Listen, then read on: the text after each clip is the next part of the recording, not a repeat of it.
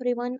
Today we let's discuss about the Bachelor of Management Study, University of Delhi School of Open Learning, Macroeconomics, semester third, Bachelor of Management Study. Macroeconomics is our subject name, and the chapter three is we completed, and we started the chapter four with detail. The chapter name is Theory of Income determination and interest rate. इसको हम लोग detail में पढ़ेंगे और इसको भी chapter third की तरह बिल्कुल स्टोरी फॉर्म में और बिल्कुल डिटेल में समझेंगे, ताकि कहीं पे भी आपको दिक्कत ना आए और आपका जो कॉन्सेप्ट है बिल्कुल क्लियर हो सके। तो चलिए स्टार्ट करते हैं। Chapter four, theory of economic determination and interest rate. आय निर्धारण और ब्याज दर का सिद्धांत ISLM मॉडल के माध्यम से पूर्ण व्याख्या करेंगे। तो लर्निंग ऑब्जेक्टिव क्या क्या होने वाला है हम लोग का? तो पहले होने वाला है कि हम लोग ISLM मॉडल को समझेंगे, equilibrium in goods and money market को देखेंगे, impact of fiscal and monetary policies in ISLM curve और समरी को, ठीक है, इसको स्टोरी फॉर्म में बिल्कुल भी समझेंगे। चलिए शुरू करते हैं। हाँ, इसको हम लोग कहानी के सेटिंग के द्वारा समझते हैं। आप एक गांव की कल्पना कीजिए जिसका नाम है समृद्धिपुर, ठीक है, एक गांव का नाम है जिसका नाम है समृद्धिपुर। ठीक है।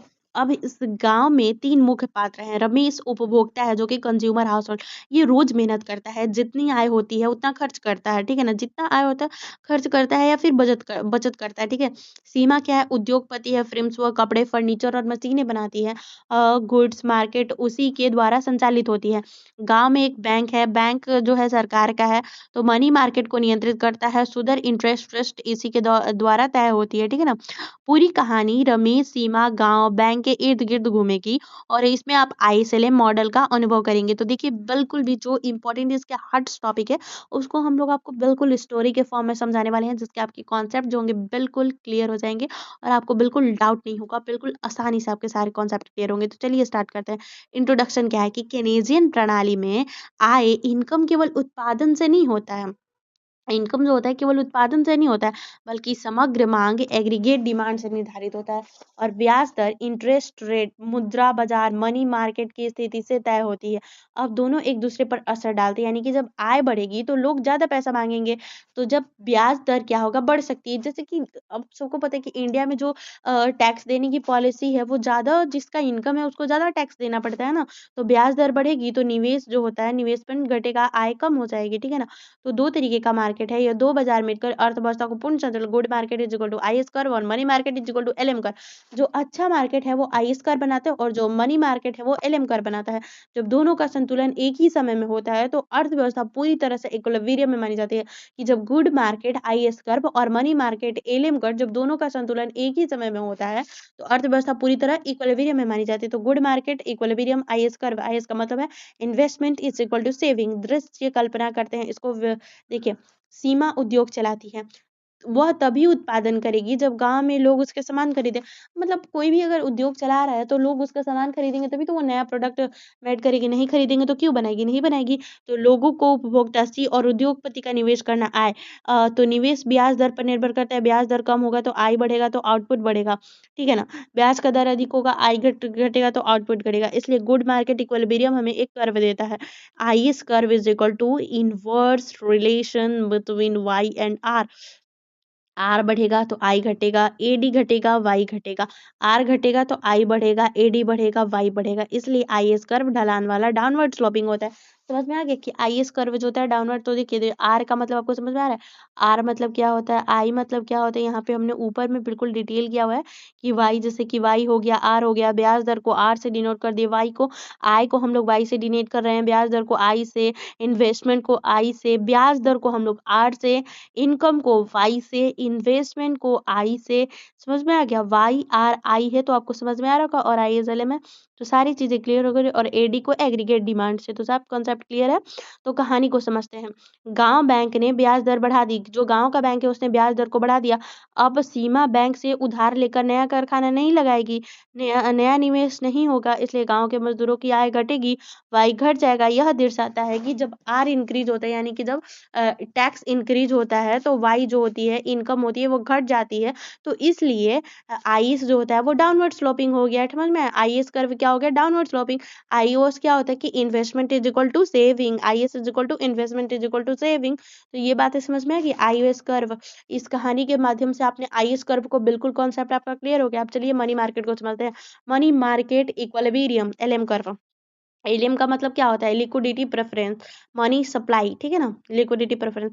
मनी डिमांड दो कारणों से होती है। ट्रांजैक्शन मोटिव, लेन देन के लिए आय बढ़ता है तो लोग ज़्यादा कैश रखते हैं, और स्पेक्टिव मोटिव, निवेश अवसर के लिए ब्याज दर घटता है, लोग बॉन्ड खरीदना छोड़ कैश रखना पसंद करते हैं, ठीक है ना। अब ये वाला इसको IS कर तो आपको समझ में आ गया कि किस तरीके से होगा। गांव, जैसे कि गांव है तो उसने क्या किया कि ब्याज दर बढ़ा दिया, बैंक ने ब्याज। तो सीमा जो है नया फैक्ट्री खेलने वाली थी लोन लेकर के, तो देखे क्या ब्याज बढ़ गया, तो वो कही कि नहीं चलो अब हम ब्याज बढ़ गया तो अब हम नहीं लेके खोलेंगे, तो वो कारखाना नहीं लगाएगी, तो नया निवेश नहीं होगा, तो गांव के मजदूरों के लोगों को अब नया रोजगार तो नहीं ना मिलेगा, तो लोगों का तो इनकम घट गया ना। तो लोगों का इनकम घट गया तो क्या हो गया कि आर बढ़ा, आर बढ़ा गया, आर बढ़ गया, समझ में आ रहा है। आर यानी कि टैक्स बढ़ गया तो आई घट गया। आई घट गया यानी कि इनकम जो हो गया, इन्वेस्टमेंट घट गया। मतलब वो इन्वेस्टमेंट, उसका जब आपका टैक्स बढ़ जाता है तो इन्वेस्टमेंट घट जाता है, इन्वेस्टमेंट घट जाता है तो एग्रीगेट डिमांड घट जाता है, एग्रीगेट डिमांड घट जाता है तो वाई घट जाता है। समझ में आया, वाई घट गया। और जब आर घट गया तो वाई बढ़ जाता है, आई बढ़ जाता है, यानी कि इन्वेस्टमेंट बढ़ जाता है, ठीक है ना। जैसे कि किसी को भी एक अपना फैक्ट्री करना है गुरु, तो जब आर घटा रहेगा तो उसका इन्वेस्टमेंट क्या होगा कि बढ़ जाएगा, मतलब उसका इन्वेस्टमेंट ज़्यादा रहेगा, तो वो क्या करेगी कि वो लगा देगी, एग्रीगेट डिमांड बढ़ जाएगा और उसका लोगों का इनकम भी बढ़ जाएगा। लेकिन जब क्या होगा कि टैक्स बढ़ जाएगा, आर से यानी कि टैक्स, तो उसका इन्वेस्टमेंट घट जाएगा, जितना पैसा चाहिए होता नहीं रहेगा, तो एग्रीगेट डिमांड भी घट जाएगा, तो लोगों का मनी भी घट जाएगा। तो मनी घट जाएगा तो क्या हो गया कि IS equal to inverse relation, यानी कि investment is equal to saving. तो वो उसका इनवर्स रिलेशन, इसलिए IS का ढलान वाला डाउनवर्ड स्लोपिंग हो जाएगा। तो ये हमको समझ में आ गया, आर इंक्रीज होगा तो वो वाई भी इंक्रीज हो गया, तो इसलिए डाउनवर्ड स्लोपिंग हो गया। तो ये तो क्लियर होगा। अब LM कर्व के बारे में हम लोग पढ़ रहे थे। तो वाई बढ़ने से ट्रांजेक्शन डिमांड फॉर मनी बढ़ती है, तो मनी सप्लाई जो MF फिक्स ले, इसलिए ब्याज दर अपने आप बढ़ जाता है, तो वाई इंक्रीज होता है तो आर भी इंक्रीज होता है, तो LM, जैसे कि उसका क्या हुआ ना, वाई इनकम इंक्रीज होता है तो ठीक है, इनकम इंक्रीज हुआ तो लोगों का टैक्स भी इंक्रीज हुआ, तो ये अपवर्ड स्लोपिंग हो गया। और उसमें क्या हो गया कि टैक्स इंक्रीज हो गया तो इन्वेस्टमेंट डिक्रीज हो गया, लोगों का सेविंग कम हो गया, तो इसलिए वो डाउनवर्ड हो जाता है, ठीक है ना। कि टैक्स बढ़ा तो लोगों का इनकम कम हो गया, टैक्स जब बढ़ गया तो लोगों के पास उत्पादकता क्या होने लगी, कम, इनकम कम बच गया, तो इसलिए। और इसमें क्या हो रहा है कि इसको इनकम के साथ जोड़ रहा है कि इनकम बढ़ेगा तो टैक्स भी जोड़ेगा, तो इसलिए एवलेम अपवर्ड स्लोपिंग होता है। कहानी में उदाहरण, समृद्धिपुर में फसल अच्छी हुई, लोगों की आय बढ़ी, अब हर कोई बाजार में लेन देन करेगा, इसलिए गांव बैंकों के पास पैसों की सप्लाई फिक्स है तो डिमांड इंक्रीज हो गई, सप्लाई कांस्टेंट है, पैसों की कीमत, इंटरेस्ट रेट इंक्रीज हो गई, इसलिए LM कर ऊपर की ओर चलता है। तो समझ में आ गया कि कब डाउनवर्ड होता है, कब LM होता है, ठीक है। दोनों कर्व एक ही बिंदु पर मिलते हैं तभी मिलता है आय का पूर्ण संतुलन y और ब्याज का दर पूर्ण r। यह समृद्धिपुर की वास्तविक अर्थव्यवस्था का पॉइंट है। गुड्स मार्केट भी संतुलन में है, मनी मार्केट भी संतुलन में, और दोनों एक दूसरे को प्रभावित नहीं कर रहे हैं। Effect of fiscal policy, fiscal policy G यानी सरकारी खर्चा, टी यानी कि कर नीति। सरकारी खर्चा बढ़ता है, जी इंक्रीज करता है यानी कि एग्रीगेट डिमांड बढ़ता है तो उत्पादन बढ़ता है, ES का दाईं से शिफ्ट की ओर होता है। देखिए सरकार ने गाँव में नए सड़कें बनाई, मजदूरों को रोजगार मिला, इनकम बढ़ी, डिमांड बढ़ी, ES कर्व क्या हो गया, राइट शिफ्ट हो गया। अब कर घट गया, डिस्पोजेबल इनकम बढ़ गया, ठीक है, डिस्पोजेबल इनकम कंजप्शन बढ़ गया और इज राइट शिफ्ट हो गया। जी घटे या बढ़े तो इज लेफ्ट शिफ्ट में शिफ्ट, मतलब उसकी इस पर लेफ्ट हो जाता है, राइट हो जाता है, जैसे कि उस तरीके से पढ़ना पड़ता है कि पता चलता है। Effect of monetary policy on LM, मौद्रिक नीति का प्रभाव।